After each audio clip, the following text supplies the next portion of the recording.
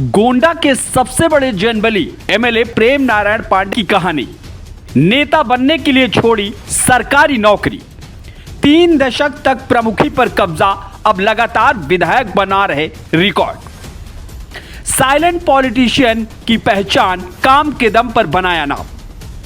रोज लगाते जनता दरबार, गरीब हो या अमीर हर चौखट तक पहुंचता पांडे परिवार। जी हां, यह कहानी है देवीपाटन मंडल के साइलेंट पॉलिटिशियन प्रेम नारायण पांडे के। गोंडा जनपद की सबसे बड़ी विधानसभा तरबगंज से लगातार 2 बार के भाजपा विधायक प्रेम नारायण पांडे के जनाधार का अंदाजा इस बात से लगाया जा सकता है कि 2017 और 2022 दोनों बार वह देवीपाटन मंडल में सबसे ज्यादा वोटों से जीतने वाले विधायक बने। 2017 में उन्होंने मुलायम सिंह यादव के करीबी तत्कालीन बाहुबली मंत्री पंडित सिंह को लगभग 40,000 वोटों से हराकर अपने जनबली होने का प्रमाण दिया। तो 2022 में सपा प्रत्याशी राम भजन चौबे को लगभग 55,000 वोटों से करारी शिकस्त देकर उद्घोष कर दिया कि तरबगंज में सिर्फ एक व्यक्ति का दबदबा है और वह है प्रेम नारायण पांडे। पांडे जी का तरबगंज में प्रभाव कैसा है, ये इस बात से समझ सकते हैं कि 27 में विपक्ष के पास टक्कर लेने वाला कोई नेता भी नहीं बचा। हालांकि ये तो वो बातें हैं जो सबको पता है। पांडे जी की पावर और उनकी पॉलिटिक्स स्टाइल के आज लाखों दीवाने हैं, लेकिन अब चर्चा उनके उस कहानी की करते हैं जब उन्होंने एक किसान परिवार से निकल बड़ा नेता बनने का सपना देखा। सपना भले आज सच हो गया हो, लेकिन पांडे जी के विधायक बनने के बीच तमाम ऐसे दिन, महीने, साल आए जब लोगों को लगा कि पांडे जी की सियासत खत्म हो गई। लेकिन वह थके नहीं, हारे नहीं और आज नतीजा सबके सामने है।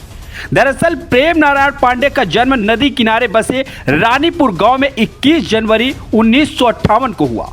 इनके पिता इंद्रपाल पांडे मजबूत किसान थे, लेकिन परिवार में सियासत से किसी का ताल्लुक नहीं था।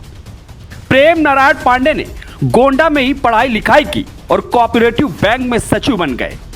हालांकि प्रेम नारायण पांडे ने सपना बड़ा नेता बनने का देखा था, इसलिए वह सियासत में कूद गए और पहली बार 1982 में अपना दम दिखाते हुए तरबगंज का ब्लॉक प्रमुख बदल दिया। उसके बाद से ही तरबगंज में उनके नाम का डंका बजने लगा। बड़े नेता, विधायक, सांसद बनने के लिए पांडे जी का इस्तेमाल करते। इसी बीच पांडे जी जिला पंचायत सदस्य बन गए। इस दौरान उनके ऊपर तमाम तरह के इल्जाम भी लगते रहे। सन 2000 से उनका तरबगंज ब्लॉक प्रमुखी पर कब्जा हो गया। आगे चलकर वह प्रमुख बनाते रहे, लेकिन जब वह विधायक बनने की तैयारी में व्यस्त थे, उसी बीच 2010 में उनके जीवन में एक नेता की हत्या का इल्जाम लगा, जिसके बाद लोगों को लगा था कि पांडे जी की सियासत अब खत्म हो गई है। लेकिन लड़ना, संघर्ष करना और जीतना प्रेम नारायण पांडे की आदत थी। एक बार उन्होंने प्रमुखी की कुर्सी पर कब्जा कर लिया और जेल से छूटते 2012 में भाजपा के टिकट पर पहली बार विधानसभा चुनाव लड़े। हालांकि सपा की लहर में वह अपने विरोधी मंजू सिंह से चुनाव हार गए। 2012 की हार प्रेम नारायण पांडे के लिए उतनी कष्टकारी नहीं थी, लेकिन जब सपा सरकार की हिटलरशाही में उन्हें मजबूती से चुनाव लड़ने के बावजूद हरा दिया गया, उसके बाद तो तरबगंज ही नहीं, गोंडा में भी चर्चा होने लगी थी कि पांडे जी अब प्रधानी तक सीमित नहीं रह जाएंगे।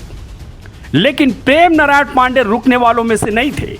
उनके पास पद नहीं था, लेकिन लोगों का साथ था। वह खुद और उनके 2 बेटे मनोज पांडे, विनोद पांडे विधानसभा में एक एक घर जाकर उनके दुख सुख में खड़े हुए। नतीजा, बड़े बड़े नेताओं की ताकत के बावजूद भाजपा ने 2017 में उन्हें फिर से टिकट दिया और यही पांडे जी ने उस समय के ताकतवर मंत्री के धनबल को अपने जनबल से हरा दिया और बचपन का सपना 59 साल में पूरा किया। विधायक बनने के बाद प्रेम नारायण पांडे ने खुद को बदला नहीं, बल्कि खुद को जनता के और नजदीक कर लिया। तरबगंज आवास, रानीपुर आवास पर प्रतिदिन जनता दरबार और रात में जन्मदिन से लेकर तेरही तक निमंत्रण के माध्यम से जनता से कनेक्ट रहने से जनता के बीच उनकी धाक और ज्यादा बन गई।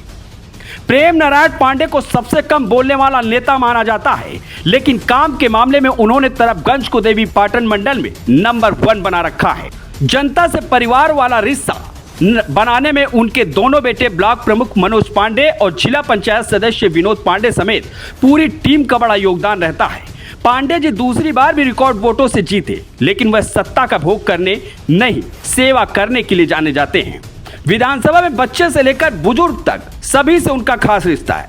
प्रेम नारायण पांडे उन युवाओं के लिए प्रेरणा है जो छोटी मोटी हार या असफलता पर दुखी होते हैं, पढ़ाई, नौकरी, सियासत जैसे क्षेत्रों में निराश हो जाते हैं। उन्हें प्रेम नारायण पांडे की जिंदगी से सीखना चाहिए कि अगर लक्ष्य अटल हो और आप अपनी आदतों पर कंट्रोल और व्यवहार में कुशलता रखें, कहने से ज्यादा करने पर फोकस करें, तो आप एक न एक दिन सफल जरूर होंगे।